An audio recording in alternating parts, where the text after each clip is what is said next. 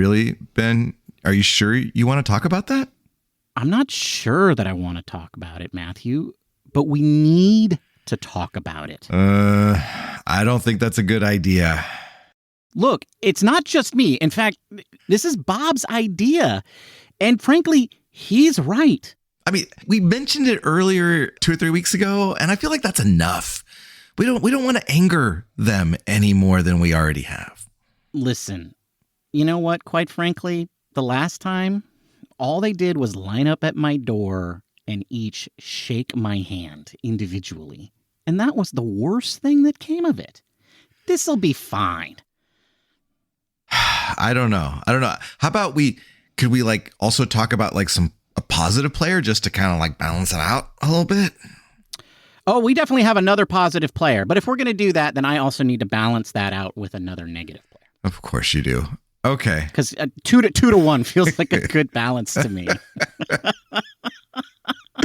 All right. If we're going to talk about Jung-hoo, then let's talk about Jung-hoo. All right.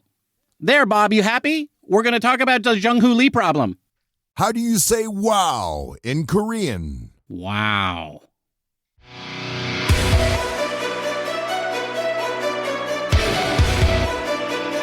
The Giants are rolling. The vibes are flowing. It's time for Giant Cocktails. Here are your hosts, Finn and Matthew Henry.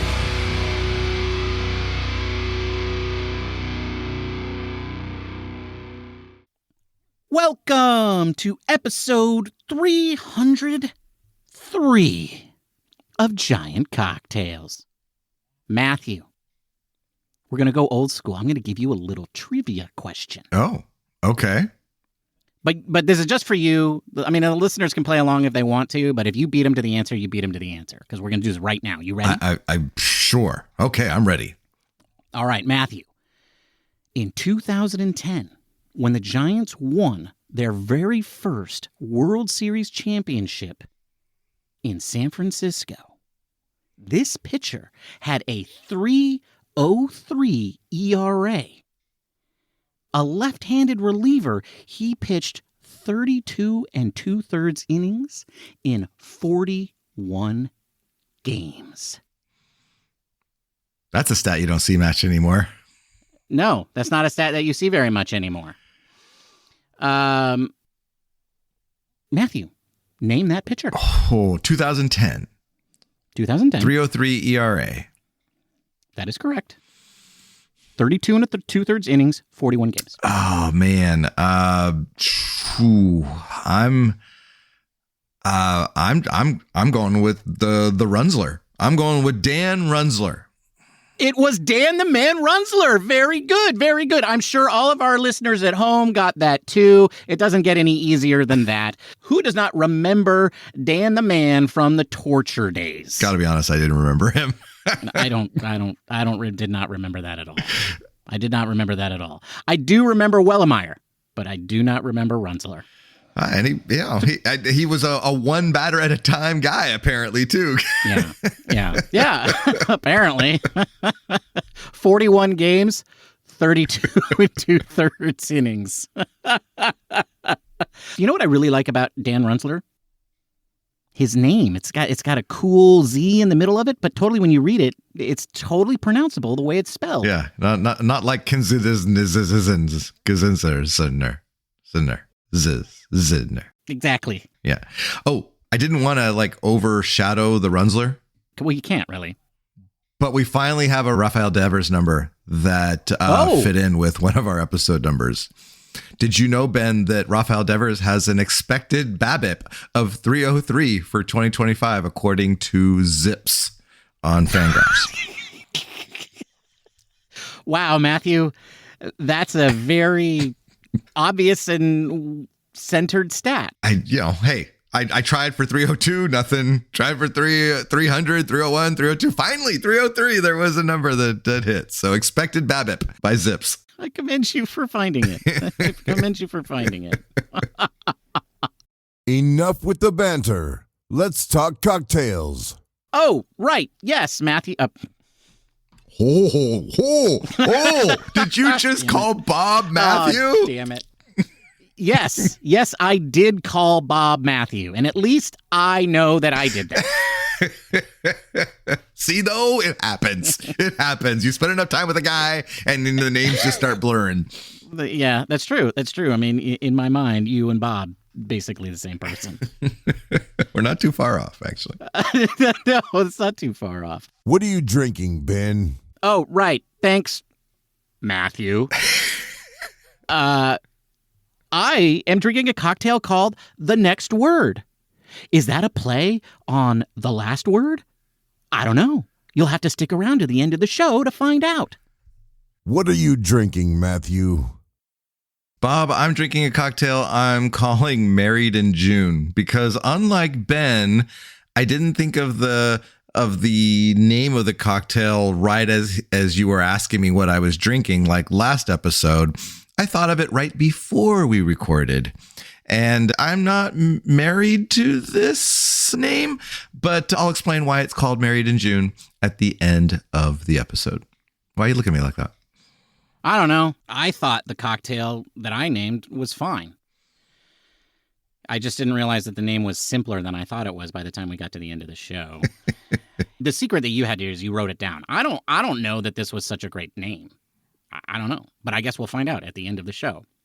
Anyway, today is Sunday, June 22nd, as we record this podcast. Your San Francisco Giants, you know what? They're my San Francisco Giants, too. Our San Francisco Giants went 2-1 against the Boston Red Sox, Rafael Devers' first former Major League team, whom he was traded away from just 1 week ago today as we record this podcast. And in doing so, they brought their record to 44-34, a full 10 games above 500.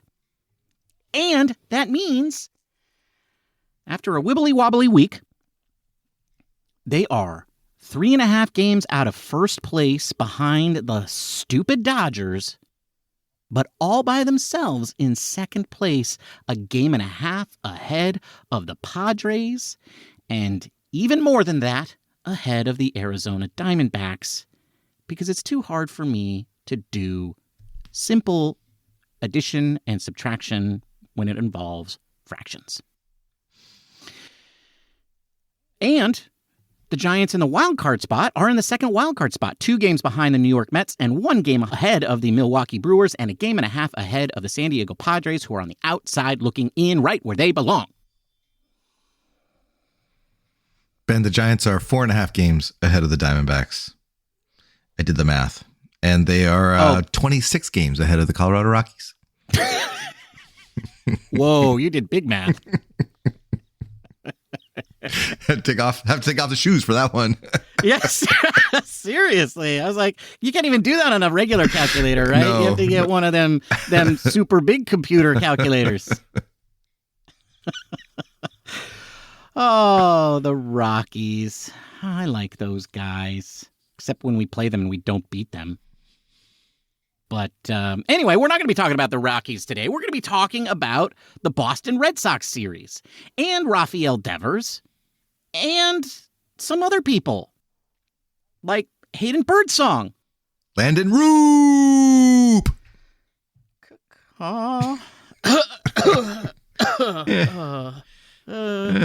And our vaunted bullpen, including my boy Camilo Doval, who had yet another save. Easy as pie. Not a problem. Not a problem. But after that, we are going to talk about a few San Francisco Giants who are hot. Well, one, actually. There are more than that. But we're also going to talk about a couple that are very cold. And yes, we did give away the ghost. Is that a saying? Sure. I think that's a saying. Is that what the kids are saying nowadays? Yeah, that's what Gen Z says. He gave away the ghost. Anyway, the point is, we kind of let the secret out by saying that Jung Hoo Lee is one of those guys that we're going to talk about. And yes, we're going to talk about it. It has to be said, folks. It has to be said.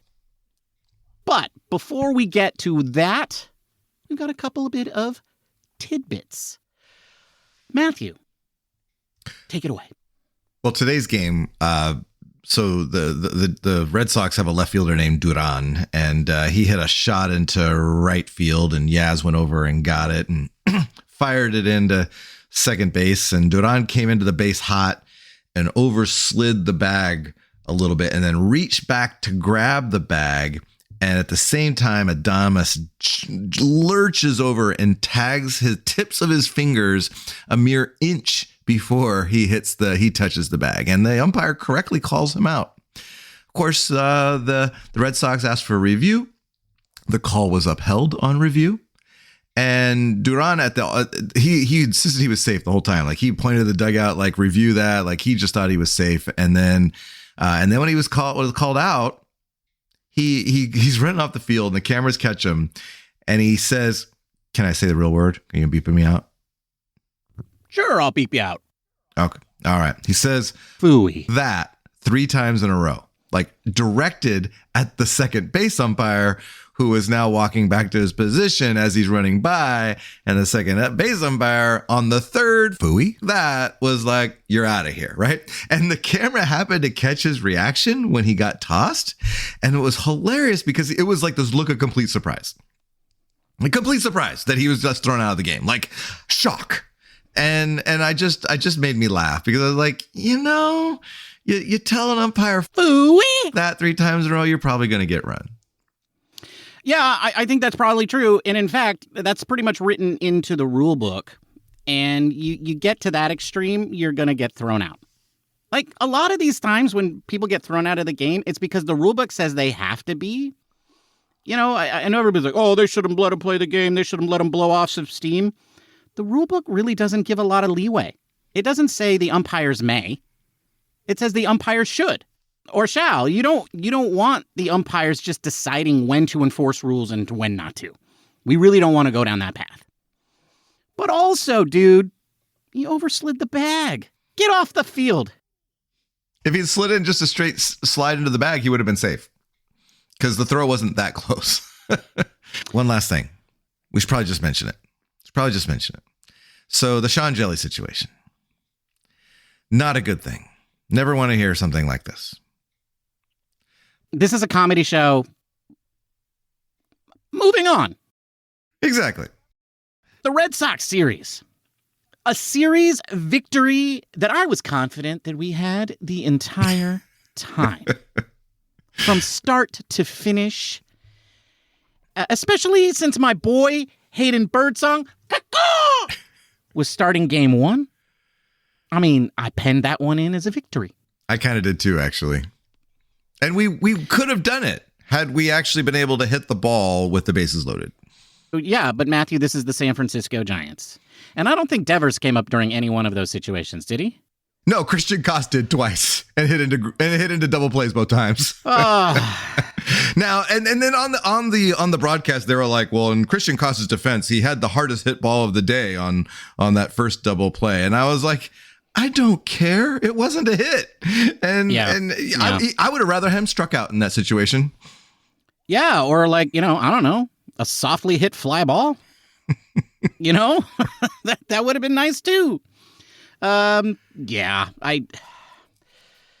the same old with this team, like I think we've gotten now to the point where the trend of this sort of play has become longer than what we saw at the beginning of the season. And so now this is the normal.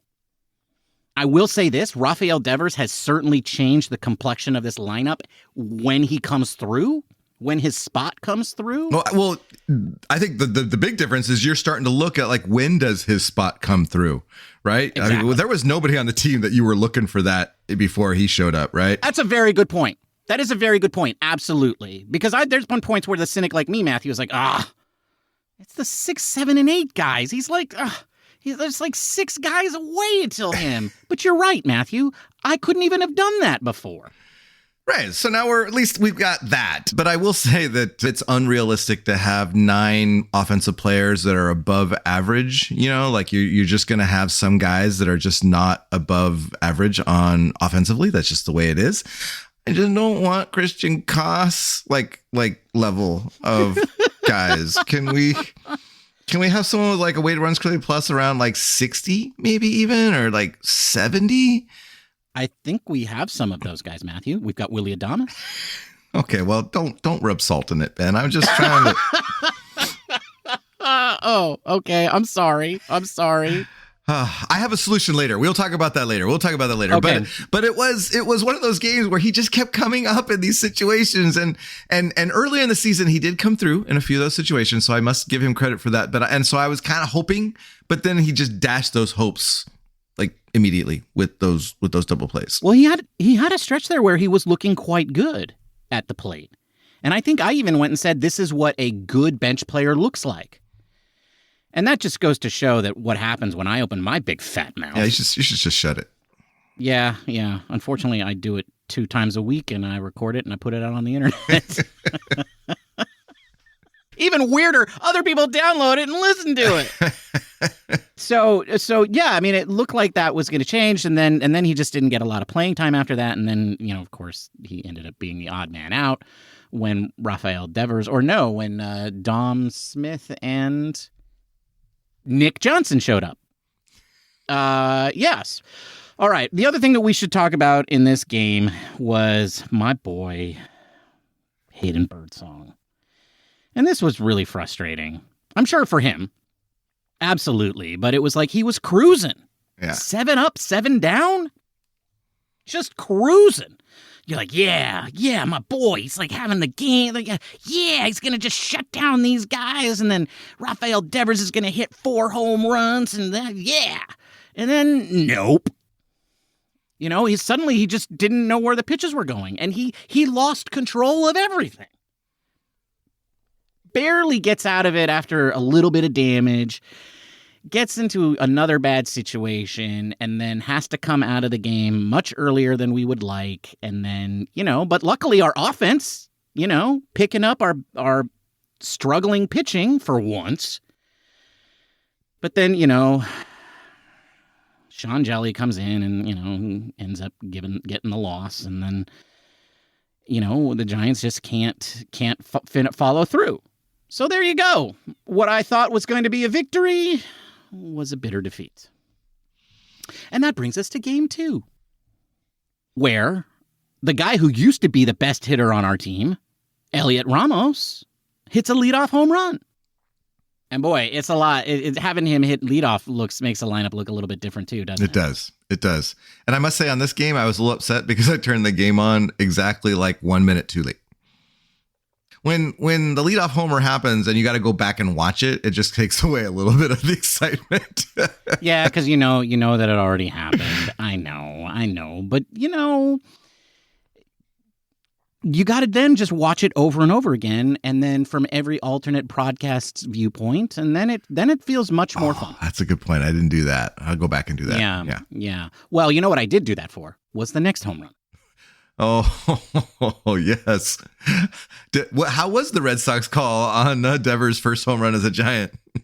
Well, I will say this. The Red Sox TV team did say that he was still looking for his first home run as he was walking to the plate. Oh, so they called it. They jinxed him. They jinxed themselves. They jinxed it. I think that's why it happened. So thank you to those guys. That was not Fleming. That was there. He was on the radio side at that time. I did hear his call because I listened to his call as well. And I will say this: the TV guy made it sound like there was some question as to whether or not there was a home run. There was no question. Big Dave or Little Dave. Is he big or little? He's big. Okay, yeah, Big Dave. The way that he called it was he would call it like it was an absolute no doubter. Yeah, well, it was like it was crushed. It's crushed to left field. It was like it was a no doubter. So honestly, his call was pretty decent. And they were both pretty. They call their games pretty fair. Okay. They do. So it was not like these East Coast teams tend to have pretty even-handed broadcasters. Devers' first home run, though. Nice shot, opposite field, which is what we talked about, right? That would have been a double off the Green Monster. You're absolutely right. And so there it was. That was one of those doubles that's a home run at Oracle instead. So that's a place where Oracle was a better place to hit. Beautiful. Yeah, I want to see a lot more of those. I don't really care about splash hits. He can do opposite every time. No, I know everybody keeps talking about splash hits. You know what? The ball is live down the left field line. You know why? Because of the ambulance entryway. Yes. There's a wind tunnel right there. That's the livest part of the yard is right down the line. But anyway, and then, of course, Doval comes in, closes the game, easy peasy, no problem. My boy gets it done. And then we go move to the rubber match. I don't know about that. It was a little bit of a torture there. Why, Matthew? Why do bad things happen to good people like me? Hey, he got the win though. He got the save, and he got the win for Roop, who you just glossed over. You didn't even mention him. My boy Roop was he had stumbled in a couple starts, and then now back to his usual Cy Young award-winning self. Right, Bob? Landon Roop for Cy Young. That's right, Bob. That's right. Okay. Yeah. No. And that was a great bounce back start after his last performance, which was absolutely abysmal. That was a really nice performance to see after what he had done in LA. So you're right. I did gloss over him, but I think this was partially your fault because that's how you wrote it in the show notes. And I'm an idiot and I can't do anything except do things in the order that they're written. Oh, all right. Well, it's funny because I'm looking at the game notes and it says Game 3 Giants win. And there's an explanation for that. I was actually typing these notes in the 8th inning of today's game. Mm-hmm. And I didn't want to jinx it. Oh, so that's why. So I didn't write the in because I didn't want to jinx it. I didn't want to be like, oh no, so I think the fact that I did the W and the I is why Randy Rodriguez struggled a little bit in the night. Oh, I see. To be clear, folks, just so you know, that wasn't an editing error on my part. Matthew said he wrote Giants WI. He didn't put the N in. And so, because he didn't want to jinx the team. And that's the kind of team player that Matthew is. But we can blame him for Randy Rodriguez's struggles in the 8th because he did write the WI. So there you go. That's Matthew with a GWI. That's a $10,000 fine. And it was Robbie Ray Win-Day. So we should have just expected. I should have just penciled it in. I should have just finished the W. You should have. You should have. All right. Well. Just a couple of notes here from the last game before we move on to our next schedule. Hey, look at that. Casey Schmitt, 4 for 4 with a home run. Triple shy of the cycle. Should have just kept running on one of those doubles. On that second double, should have just kept going. Should have. That's the time, Casey, you make the base running blunder. That's the time. Because nobody's going to call it a blunder. Everybody's he was going for the cycle, and everybody will say that's the appropriate move. Should have done it. Also, looking here at the box score. Oh, look at that, Matthew. Jung-Hoo Lee. 0 for 4. On Jung-Hoo Lee sweatshirt day. Sweatshirt jersey on day. Jung-Hoo Lee sweatshirt day. Matthew, I don't know why the sweatshirt would have changed anything. This was not a surprise because when he was also 0 for 4? On Friday. Yes. Saturday, they gave him a little rest because they couldn't rest him on sweatshirt day, but they had to give him a little bit of a break. Didn't work, though. Didn't work. Which brings us to our second segment of the day, Hot and Cold. Casey Schmitt and Jung-Hoo Lee. I want to talk about these two guys because I think they are both extremely important people to the team for two, reasons. One is because we're relying on one to plug a very important hole while one of our very best players is out with an injury and who also might be saving us from another struggling player. And then the other one who's supposed to be our center fielder for years to come. And if he keeps playing this way, Matthew, he will be. He's not going to opt out? Is that what you're saying? He's not going to opt out. No. Because nobody's going to pay him that if that's the situation. All right. I want to start first talking about the positive. Oh, all right. I want to talk about Casey Schmitt. Now, we all remember when Casey first came up, it was Schmitt Happens, right? He came out on fire, was hitting everything. He was swinging at everything, but he was making contact with everything, and it was just landing everywhere. And it was power, and it was finesse, and he was the second coming of I don't know what. But he was amazing. And then he quickly, what does Ben Kaspick say over there on Locked On Giants? Regressed? Yeah, he regressed. He regressed. Suddenly he was at the mean, and of course he had to yo-yo past the mean, right? Oh yeah, he finished with a weighted run created plus of 58 that year, and that's bad because 100 is average. 42% below league average. Yeah. And the thing that he struggled with the most was kind of what we saw at the beginning, was he swung at everything. Everything. Like, he never walked. He never took a pitch. He's like, pitch selection? What selection? There's a menu? Like, aren't you supposed to just eat everything? He's only ever had the first three things on the menu because it's what he likes. What do you like? I like pitch 1, 2, and 3. And major league pitchers and teams caught on to that real quick, and it showed. And Casey Schmitt quickly started to look like a quadruple A player, a replacement player. Brett Wisely got most of his time, and we all know how that went. And that's that was, I don't know. Like, I think we all kind of hoped he would grow and progress from there, but it didn't look good. Like, every time he came up, that it just continued to be the same problem. But not this year. Not this year. No, and especially when we have needed him the most. And that is since Matt Chapman went down and Casey Schmitt had to take his place. And this was his moment, right? Like, he needed to take advantage of this because, like, this was his opportunity to have regular playing time. He missed his previous opportunity when Tyler Fitzgerald went down. More on him soon. Because he got hurt. Because he had a little oblique. He hurt his oblique. So he couldn't be the guy. Well, now Chapman goes down. Schmitt is there because, well, he's a good defender and, maybe he can do something with the bat. Well, we'll put the defense thing to a side a little bit because he's had his moments there that have not been good. But what's been very good? His offense. His offense. And what's been average? His defense. Well, also his walk rate.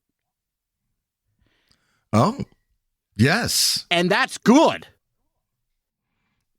Well, you told me to look up the stats for Casey Schmitt. And so I cheated a little bit and went from June 9th.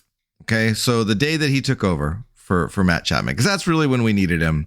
And since that time, he has batted .351 with a .429 on base, .595 slugging with a weighted runs created plus of 189. He has walked in almost 12% of his plate appearances. And has right now his BABIP is 400. So he's probably maybe hitting a little bit above his weight. But the walk rate is really what's been impressive because his on base has skyrocketed over last year. And so last year, his on base percentage in 40 games was .283. And right now, as it stands, it's .343. So he has really turned it around. And so he's not swinging at everything. And what I thought was interesting was that we heard his name a lot in trade talks before the season started. Like the teams were reaching out about Casey Schmitt. And the Giants, I think, were smart to hold on to him because he's continuously each year shown a little bit more progression. And this year seems to be very confident at the plate right now. And he's got a couple grand slams, the Kike grand slam even, we'll count it.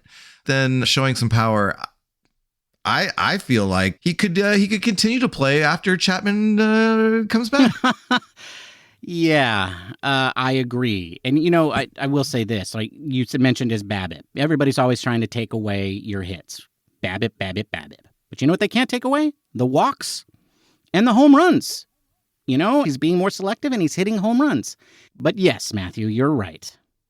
He is doing something now, and you're right. He might continue to play after Chapman comes back.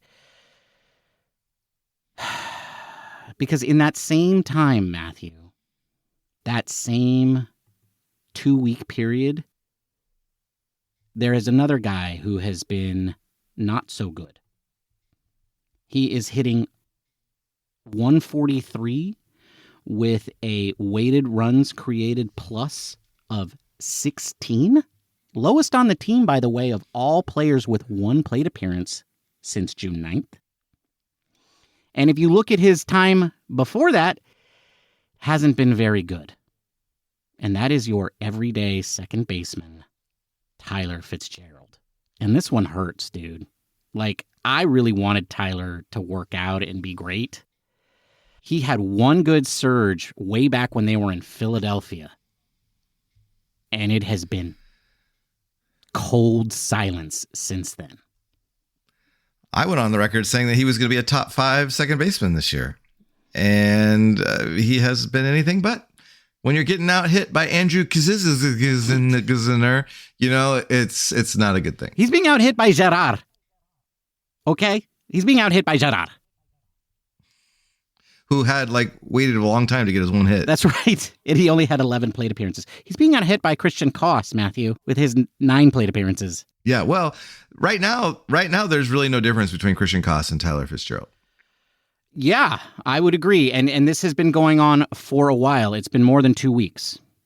It has been quite a long time. So, yeah, I think when Chapman comes back, Casey Schmitt just slides right over to second base. Christian Koss goes back to Sacramento, and Tyler goes into the batting cage. And I'm good with that. I think that would lengthen the lineup, make it that much harder to especially at the end of the lineup, to have these easy outs. So I think that there's a lot to look forward to when Matt Chapman comes back. I agree. Here's what's going to happen, Matthew. Okay. Now we're going to talk about Jung-Hoo Lee. And you know what? You're right, folks. I didn't put it in the title. I didn't put it in the show notes because you guys don't click on it when I give any hint that we're going to say something bad about Jung-Hoo Lee. And look, if you don't want to hear it, turn the show off right now.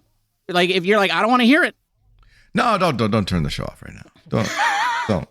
All right. There's funny bloopers at the end. Right. Yeah. Okay. Fast forward until we're done with this part and just get to the funny blooper part. All right, because we need to do it.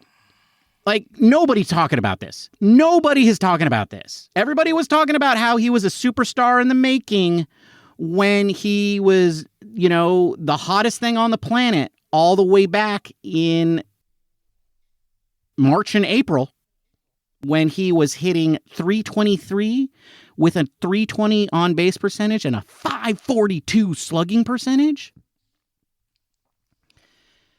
For the month of June, he is hitting .172 with a .300 on-base percentage and a .328 slugging percentage. Now, I will say this. His on-base percentage is a little bit better than it was in May, but either way, it's not good. And it is getting worse. I am beginning to wonder if the Jung-Hoo Lee that we saw in April and March is the outlier, and the Jung-Hoo Lee that we are seeing in May and June is the regular one. And I'll grant you, maybe it's something in between, but this is a problem. This is a major problem. This is our everyday center fielder for years to come, and nobody's talking about it. Everybody's like, oh, nothing's going on here. Well, you've seen him get dropped lower and lower in the batting average. I mean, the batting lineup, right? He's batting sixth, this last weekend, and when he played. So I'm not saying the Giants don't know what's going on. I'm saying nobody else anywhere else wants to talk about it outside of Bob Melvin. Because they're scared of the hooligans, Ben, and you just keep antagonizing them. I'm not. I'm just. It's the. Okay.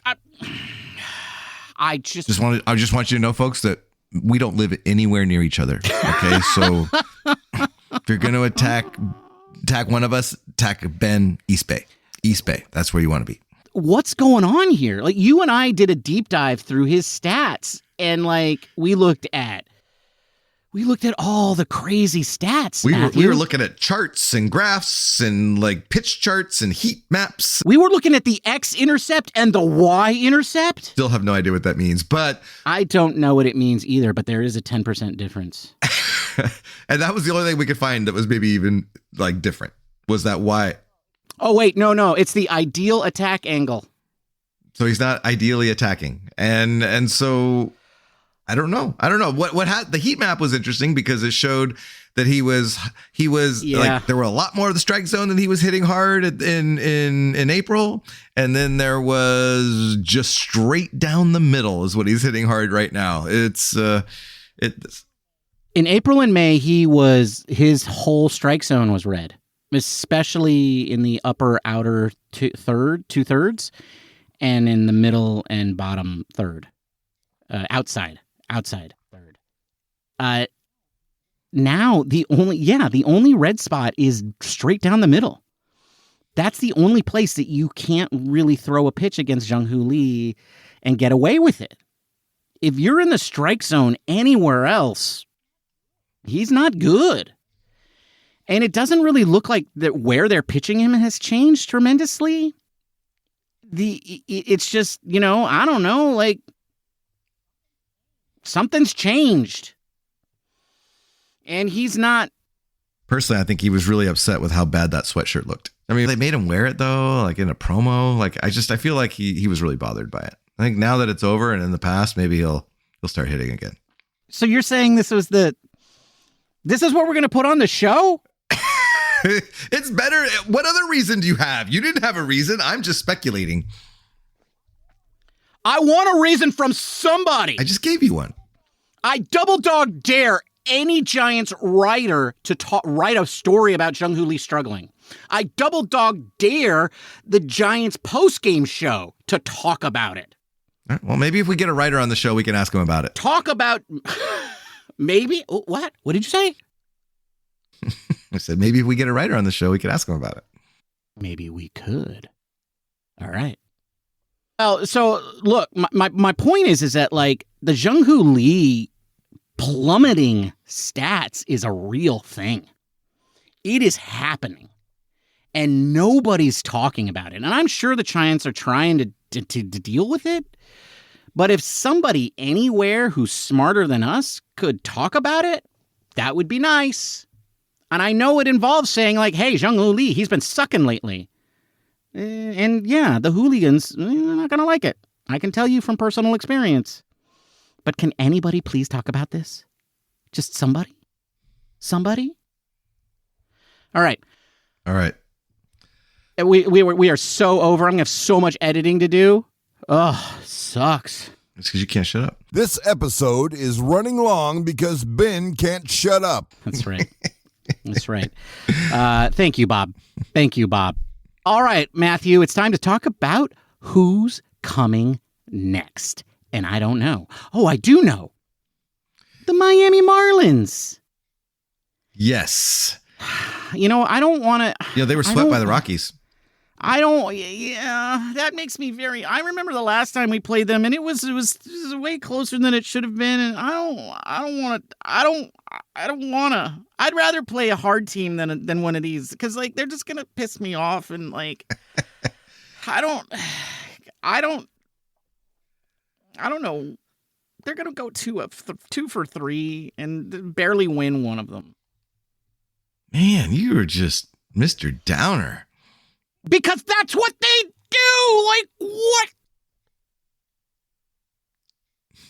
What? I also don't like these Tuesday, Wednesday, Thursday series because it always interrupts our flow on the old podcast. It does interrupt our flow. They got to go back to their Thursday off days. So we'll be able to lament on Wednesday night together before the third game. Maybe and depending on how they do those first two games, we'll see how your mental state is. We will. If they are 1-1 and barely won one of those games, so God help me, I'm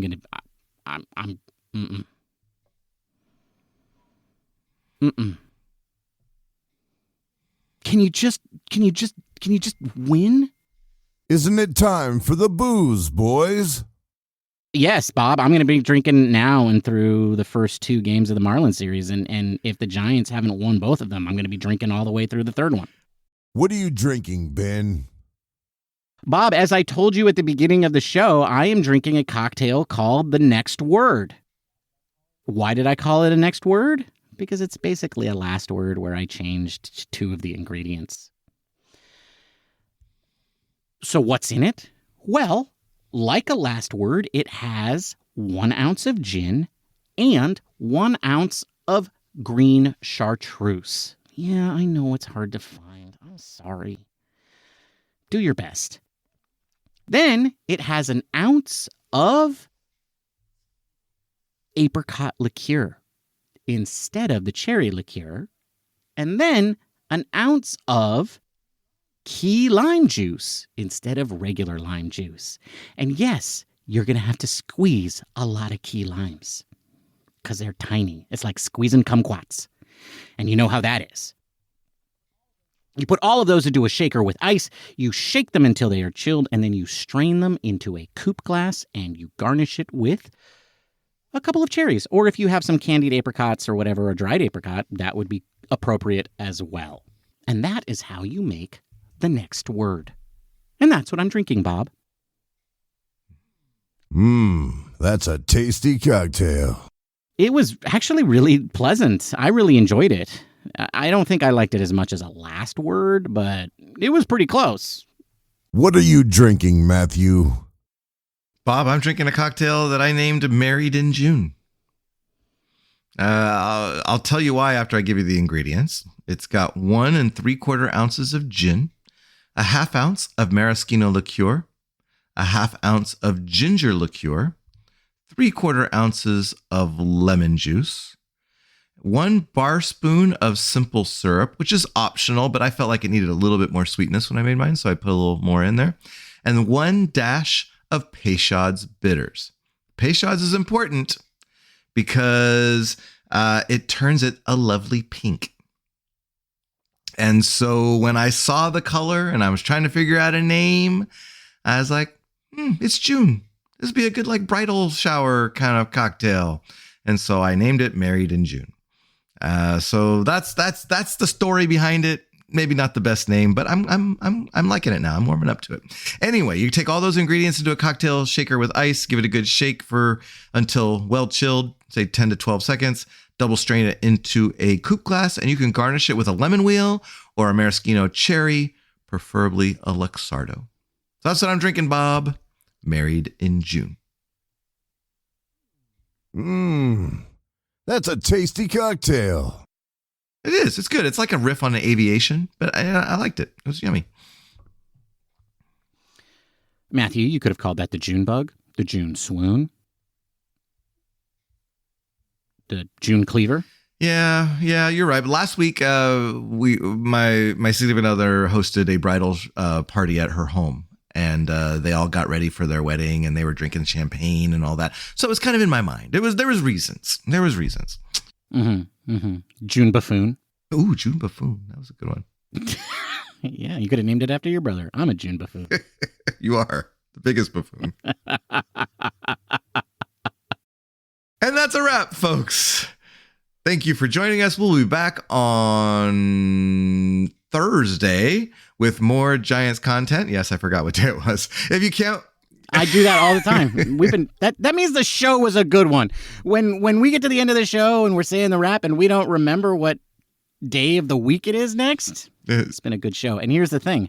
It's always the same day of the week when we're doing the ending of the show. It never changes for us. Oh, that's true. But we're always confused because it says both. It says both, and we have to choose one of them. And That's right. We have to choose, although it's always the same one for each of us. For you, it's Thursday. For me, it's Monday. But we both get confused. Probably because we're already had a cocktail by that point, or two. Probably. If you can't wait that long to get your fix, feel free to reach out to us on the socials. You can find us at all the places. You can also find us on YouTube. So run over there to like, subscribe, and comment. Most importantly, be sure to leave us a positive review, like 5-star review on your podcasting platform of choice, aka Apple Podcast or Spotify. Ben, it's been great talking Giants with you. Until next time, cheers, my friend.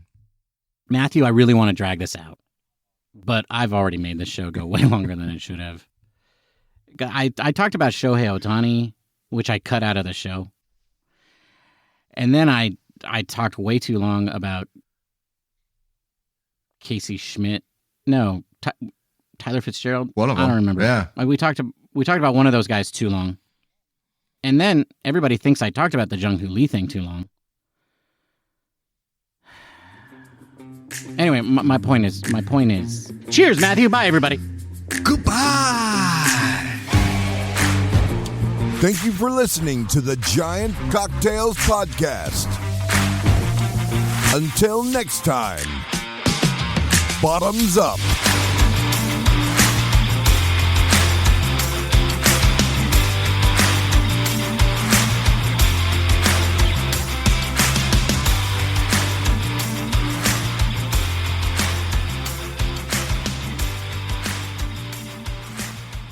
Yeah, sorry. Oh, hang on one second. Okay. Phooey. Phooey. Phooey? Phooey. Phooey? Phooey? Phooey? Phooey? I don't know. Have any idea what we're doing? Nowhere on our show notes does it say the word phooey. I don't know what you're talking about. I didn't expect you to go along. I was just doing it to record it, to put that in for the F words. Oh. But now that you've done it, even better. You can still, there's time, Matthew. You can edit it out of your thing before you send it to me. Yeah, I'm not doing that.